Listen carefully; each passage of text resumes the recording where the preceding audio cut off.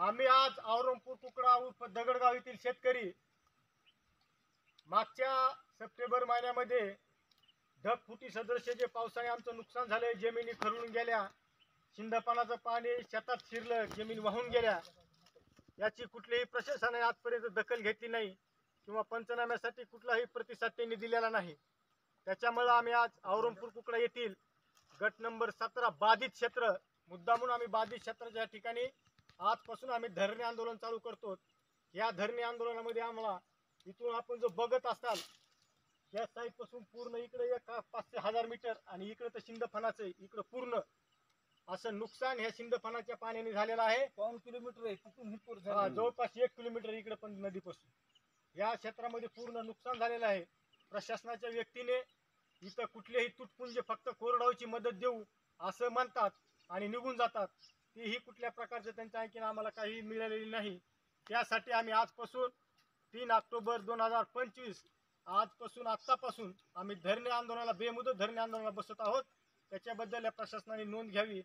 तसेच आमच्या ह्या आंदोलनातील प्रमुख मागण्या अशा असतील: शेतकऱ्यांचे सरसगट कुठलेही पात्रता अट न ठेवता 1 लाख रुपये प्रति हेक्टरी द्यावे। दुसरी, शेतकऱ्याच्या वाहून गेलेल्या आणि खरडून गेलेल्या जमिनीचे स्वतंत्र पंचनामे करून त्याला नुकसान भरपाई देण्यात यावी।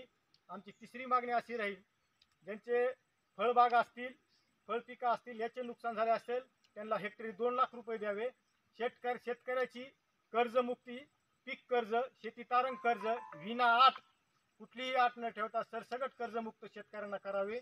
पुढील हंगामासाठी जमीन दुरुस्त करून म्हणून जमीन दुरुस्त करण्यासाठी MRHS रोजगार हमी योजनेअंतर्गत त्याचा समावेश करावा आणि आमची जमीन दुरुस्त करण्यासाठी सरकारने तिथं रोजगार हमी योजनेअंतर्गत जमिनीचा दुरुस्तीचा समावेश केल्यानंतर आम्हाला त्याच्या मोबदल्यात हेक्टरी 4 लाख रुपये असं अनुदान द्यावं। या आणि इतर मागण्यासाठी आम्ही आजपासून औरंगपूर कुकडा येथील शेतकरी आणि ग्रामस्थ पूर्ण बेमुदत धरणे आंदोलनाला बसतो आणि याच्या 2 दिवसानंतर आम्ही साखळी उपोषण करणार आहेत। नंतर आम्ही कुणी उपोषणाला बसणार आहेत, याची प्रशासनाने दखल घ्यावी। आणि कालपासून गेवराई तालुक्यात बिबट्याचा वावर आहे असं वारंवार वर्तमानपत्राच्या बातम्या आमच्या कानावर येत आहेत, सोशल मीडियाच्या माध्यमातून आम्हाला ते कळत आहे। तरी प्रशासनाने आमच्या जीवास कुठं धोका झाला, आम्ही परून आता शिंदफणाच्या काटाला इकून वडा एक मोठा, इकून शिंदफण आहे, आम्ही गाव कोसा बाहेर येतला गावापासून जवळपास 1.5-2 किलोमीटरवर आहे। जर कुणाला जीविताला शेतकऱ्याला हानी झाली याची पूर्णता प्रशासनाची जबाबदारी राहील, याची सर्व प्रशासनाने नोंद घ्यावी।